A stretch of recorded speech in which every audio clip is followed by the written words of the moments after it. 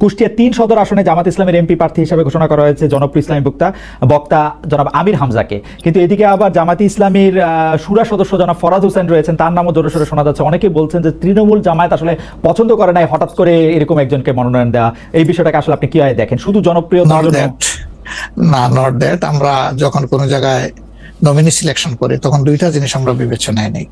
একটা হলো যে এই নমিনির ব্যাপারে স্থানীয় সংগঠনের যারা নেতাকর্মী আছেন তাদের দৃষ্টিভঙ্গি কি, 2 নম্বর হচ্ছে জনগণের দৃষ্টিভঙ্গি কি। এই দুইটা বিষয়কে আমরা বিবেচনায় নিয়েই প্রার্থী সিলেকশন করি। এবং এটা যেগুলো শুনতেছেন অনেক সময় আমাদেরকে অতি ভালোবাসেন যারা, ওই যে আপনি একবার আমাকে জিজ্ঞেস করলেন যে আপনাদের ব্যাপারে এত বিরোধিতা করে কেন, আমি বলছিলাম যে তারা অত ভালোবাসে তো অনেক বেশি, এই জন্য আমাদেরকে নিয়ে কসলাইতে হবে। জনাব আমির হামজার বিরুদ্ধে যে দুটি বক্তব্য বেশি সামনে আসছে, তিনি একবার বলেছিলেন যে তার 14 গোষ্ঠী সবাই আওয়ামী লীগ করেন। 2 নম্বর হচ্ছে যে এই জুন মাসেও জনাব আমির হামজা নিজ এলাকায় মোটরসাইকেল শোডাউন করেছেন, যে শোডাউনের রাজনীতি অ্যাপারেন্টলি আপনারা উৎসাহ দেন না, কিন্তু তাকে এটি করতে দেখা যাচ্ছে। হ্যাঁ, আমরা তার দৃষ্টি আকর্ষণ করেছি। ওকে, আমরা এই ব্যাপারে দৃষ্টি আকর্ষণ করেছি যে পাবলিক ইনকনভিনিয়েন্স হয় এমন কোনো কাজ আমরা করব না, যত দূর সম্ভব এটা আমরা অ্যাভয়েড করে চলবো। এটা আচ্ছা, আমরা আরেকটা প্রসঙ্গে আসি যে লন্ডনে ডক্টর মোহাম্মদ ইউনূস এবং জনাব তারেক রহমানের বৈঠকের পর যৌথ বিবৃতির প্রসঙ্গে জামায়াতে ইসলামী একটা শক্ত অবস্থান নিয়েছে। তারা বলেছে যে বৈঠককে তারা স্বাগত জানিয়েছেন, কিন্তু যৌথ বিবৃতিটা তারা পছন্দ করেন নাই। এই কারণে জাতীয় ঐক্যমত্য কমিশনে তাদের অংশগ্রহণও তারা একদিনের জন্য বয়কট করেছেন, মানে আপনারা বয়কট করেছেন। পরে আবার ডক্টর মোহাম্মদ ইউনূস আপনাকে ফোন করেন এবং সেই টেলিফোনের পরে আপনি ডক্টর মোহাম্মদ ইউনূস টেলিফোনে কি বলেছিলেন আপনাকে, সেটাকে আমাদের একটু বলা যাবে? না, উনি আসলে সেখানকার পরিবেশটাই তুলে ধরেছেন সামগ্রিকভাবে যে কেন উনি এটা করতে গেলেন। আমাদের কনসার্নের জায়গা ছিল যে তিনি নির্বাচনের একটা টাইম লাইন, ডেট না, একটা টাইম লাইন ঘোষণা করেছিলেন যে এটা 1 এপ্রিল কোনো একটা সময়ে নির্বাচন অনুষ্ঠিত হবে এবং নির্বাচন কমিশন সেই ব্যাপারে তারিখ নির্ধারণ করে তারা শিডিউল দেবে। এটা কিন্তু সবগুলা দলের সাথে সিরিজ অফ টকের পরে উনি সরাসরি আলোচনার পরে এটা করেছিলেন। এরপরে তিনি লন্ডনে গিয়েছেন। তারেক রহমান সাহেব যেহেতু দেশে নেই এবং তিনি কার্যত বিএনপির এখন হইলেন নির্বাহী প্রধান, ভারপ্রাপ্ত চেয়ারম্যান, তো তার সাথে একটা বৈঠক হওয়াই উচিত, হইতেই পারে। এটা তো ভালো, এটা খারাপ কি? রাজনীতিতে ডায়ালগই তো উত্তম সমাধান। এবং বিএনপির কিছু কনসার্ন ছিল, তার সাথে আলোচনার মাধ্যমে সেটা যদি দূর হয় এটা তো ভালো, জাতীয় জীবনের জন্য ভালো, জাতীয় রাজনীতির জন্য ভালো।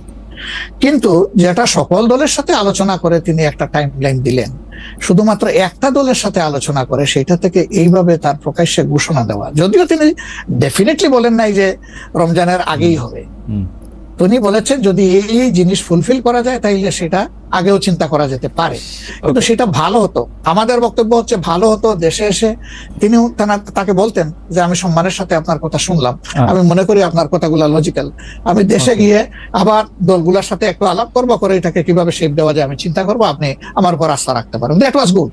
কিন্তু এটা না করে সেখানে এটা ঘোষণা দেওয়াটাকে আমরা সঠিক মনে করি নাই। আমরা মনে করি যে ক্ষমতার ভারসাম্য একদিকে হেলে গিয়েছে এবং জাতি একটা রং মেসেজ পেয়েছে।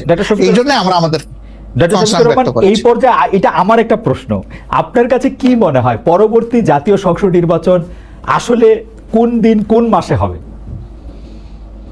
আমি ঠিক এটা জানি না, তবে আমি মনে করি যে এটা এপ্রিল পাড়ি দেবে না কোনো অবস্থায়। আর ফেব্রুয়ারিতে হলে আমি বলেছি সবার আগে আপনি বলেছেন যে হ্যাঁ, যে ফেব্রুয়ারিতে হলে এটা বেস্ট, কারণ এই সিজনটা আমাদের জন্য কমফোর্টেবল সিজন ইলেকশনের জন্য।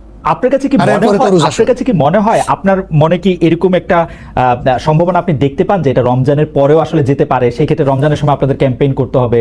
বেশিরভাগ সময় আমরা দেখি যে রমজানের সময় ধর্মপ্রাণ মুসলমানদের অনেকেই আসলে দুনিয়াবি কোনো জিনিসের মধ্যে থাকতে চান না, সেই ক্ষেত্রে ভোটের মানে এখনো কি? আমার মনে হয় যে রমজানে তো আমরা সব ধরনের সব কাজই তো করি, কাজ তো আমরা বাদ দিই না কোনো, রাইট? অফিস আদালত ব্যবসা বাণিজ্য সবই তো করি, খেত খামার যার যেটা আছে। রমজান আমাদের জন্য কোনো সমস্যা না, রমজান কারো জন্যই সমস্যা হওয়া উচিত না। কোন দল বলেছেন যে রমজানে ক্যাম্পেইন করতে গেলে অনেক ইফতার মাহফিল হবে, সেখানে প্রচুর টাকা খরচ করতে হবে, আপনি করবেন না। আপনি ইফতার মাহফিলে মেহমান হিসাবে গিয়ে খেয়ে আসবেন, দোয়া করে দিয়ে আসবেন, অসুবিধা কি? আপনাকে টাকা খরচ করতে হবে কেন? ওই সময় তো এমনিও টাকা খরচ করা ঠিক না, শিডিউল ডিক্লারেশন হয়ে যাওয়ার পরে মানুষকে খাওয়ানো ঠিক না। আপনি খাবেন, অসুবিধা কি? দাওয়াত দিলে যাবেন, খাবেন, কথা বলবেন, মিশবেন, হাত মিলাবেন, এটা আপনার নির্বাচনী কাজকে আগাবে, কোনো সমস্যা তো নাই। আপনি কোনটা প্রেফার করবেন, মানে ইলেকশনের ডেট ফেব্রুয়ারি অর এপ্রিল? আমরা তো প্রেফার করে বলেছি বেস্ট হইলে ফেব্রুয়ারি, কিন্তু এপ্রিলে হইলে কোনো অসুবিধা নাই। আমরা মনে করি এপ্রিলে হইলে অসুবিধা নাই, তবে এটা ক্রস করা উচিত নয়। এপ্রিল ক্রস করতে দেন, কোন অবস্থায় উচিত হবে না। আপনি কি মনে করেন এখন যদি নির্বাচন কমিশন বলে যে তারা ডিসেম্বরে নির্বাচন দিতে চান, তাইলে কি আপনারা আপত্তি জানাবেন না আপনাদের এটা? হ্যাঁ, না, আমরা ওই যে 2-3টা জিনিস বলেছি, যে বেসিক রিফর্ম, তারপরে হচ্ছে আপনার দৃশ্যমান বিচার, প্রবাসীদের ভোট ইনকর্পোরেট করা, এই 3টা জিনিস যদি আমরা মিনিমাম পাই, তাহলে ডিসেম্বর কেন, সামনের মাসে হইলে আমাদের কোনো আপত্তি নেই।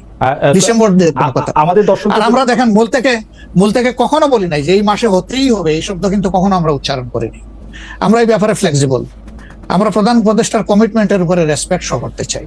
উনি বলেছিলেন ডিসেম্বর এই বছর অথবা আগামী বছরের জুনের মাঝখানে যে কোনো সময় তিনি নির্বাচন দিবেন। তা আমরা দেখতে চাই যে তিনি তার কথার উপরে আছেন। তবে এটাও ঠিক যে মে জুন এইগুলা কিন্তু ইলেকশনের জন্য কোনো ফেভারেবল টাইম না। ইভেন এপ্রিলটাও একটু কষ্ট হবে, এই ব্যাপারে বলার অপেক্ষা রাখে না। ফেব্রুয়ারির চাইতে এপ্রিলে কিন্তু একটু কষ্ট বেশি হবে।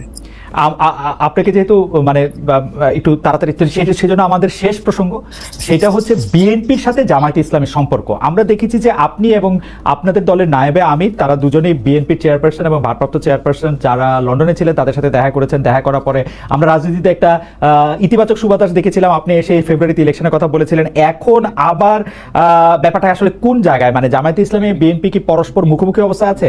তাদের মধ্যে কি আবার একটা সদ্ভাব, মানে আসলে অবস্থাটা কি এখন? না, আসলে সমস্যাটা আমাদের না, সমস্যা আপনাদের। আচ্ছা, মিডিয়ায় যারা আছেন তাদের।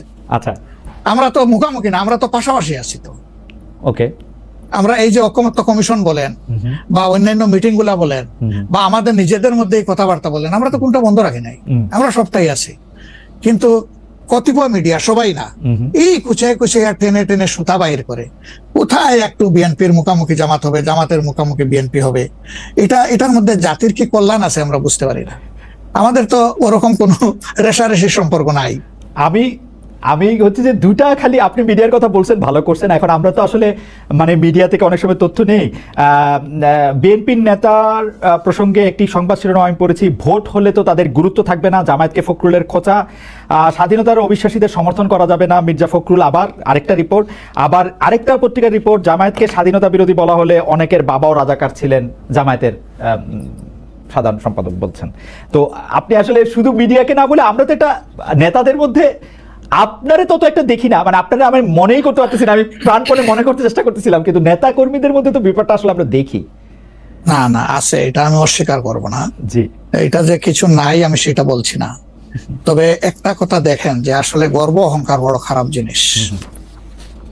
অহংকার আল্লাহ তাআলার চাদর, এটা নিয়ে কেউ টানাটানি করুক, এটা মহান আল্লাহ পছন্দ করেন না। তো গর্ব অহংকার করতে করতেই একদল কোথায় গেছে চিন্তা করেন। তারা তো সব সময় মানুষকে কুচিয়ে কুচিয়ে কথা বলতেন। রাইট, কোথায় তোমাদের ঈদের পরের আন্দোলন, কোথায় গিয়ে আশ্রয় নিবা, এই ধরনের অনেক কথাবার্তা ছিল না? অবশ্যই অবশ্যই ছিল। তা এটা যদি আমিও বলি, এটা গ্রহণযোগ্য হওয়া উচিত নয়, এবং এটা অন্য কেউ যদি বলে সেটাও গ্রহণযোগ্য হওয়া উচিত নয়। কাউকে নিয়ে উপহাস করতে নাই। আপনাকে নিশ্চিত থাকতে হবে আপনি যাকে নিয়ে উপহাস করছেন, আল্লাহ একদিন তার কাছে আপনাকে নিয়ে দাঁড় করাবেন, এবং তখন আপনি লজ্জিত হবেন। তো আমাদের কারোই এমন কথা বলা উচিত না যে এই কথাটা বলে এরপরে আপনার মুখের দিকে তাকাই আমি হাসতে পারবো না, এমন কোনো কথা বলা উচিত।